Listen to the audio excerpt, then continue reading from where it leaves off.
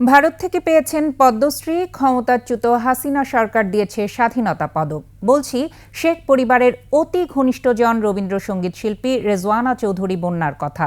কণ্ঠ তার সুরে ভরা, কিন্তু অন্তর জুড়ে লোভ আর দখলদারিত্ব। ক্ষমতার কাছাকাছি থেকে নিজেকে সামলাতে পারেননি এই সঙ্গীত শিল্পী। রাজধানীতে খাল দখল করে গড়ে তুলেছেন গানের স্কুল। সঞ্জয় অধিকারী রিপোর্টে রয়েছে বিস্তারিত। এটি রামচন্দ্রপুর খালের একেবারে মাঝখানে।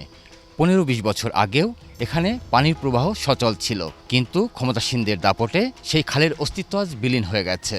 খালের একেবারে মাঝখানে গড়ে উঠেছে শিল্পী রেজওয়ানা চৌধুরী বন্যার সঙ্গীত বিদ্যালয় সুরের ধারা। স্কুলটির পাশ দিয়েই একটি নালা দিয়ে খুব সরু ধারায় বয়ে চলেছে পানি। সেখান থেকে মাত্র 50 গজ দূরে গেলেই চোখে পড়ে রামচন্দ্রপুর খালের চিহ্ন। দখলের ধাক্কা সামলে এখনও নিজের অস্তিত্বের জানান দিচ্ছে খালটি।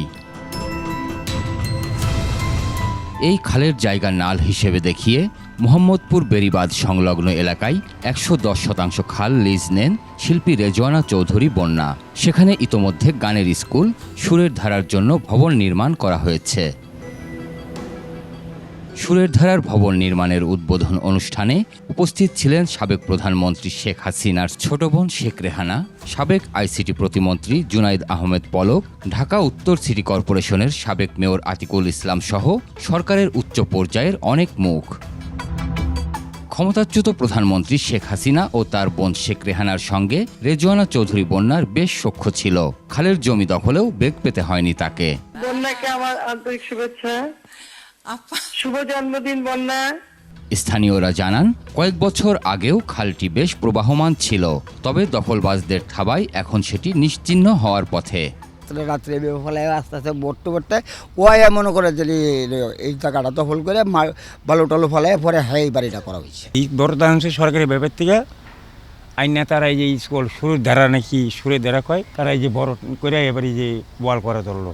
পরিবেশবাদীরা বলছেন, খাল কেউ লিজ দিতে পারে না। বন্যা আপার কাছে অনুরোধ জানাচ্ছি, আপনি সঙ্গীত শিক্ষার পাশাপাশি এই শিক্ষাটিও সকলকে দিন, যে পরিবেশ দরকার আমাদের। নিশ্চয়ই আপা এই জায়গা থেকে তার স্কুলটি অন্য কোথাও সরিয়ে নেবেন।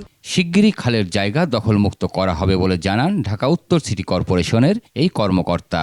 এগুলো আবার ক্লিনিং ওয়ার্কে যাব খুব শীঘ্রই, এবং সাথে সাথে যে যারা অবৈধ দখলদার আছে সেটা উচ্ছেদ কার্যক্রম আমরা স্টার্ট করব। খাল দখলদারদের বিরুদ্ধে আইনি ব্যবস্থা নেওয়া হবে বলেও জানান তিনি।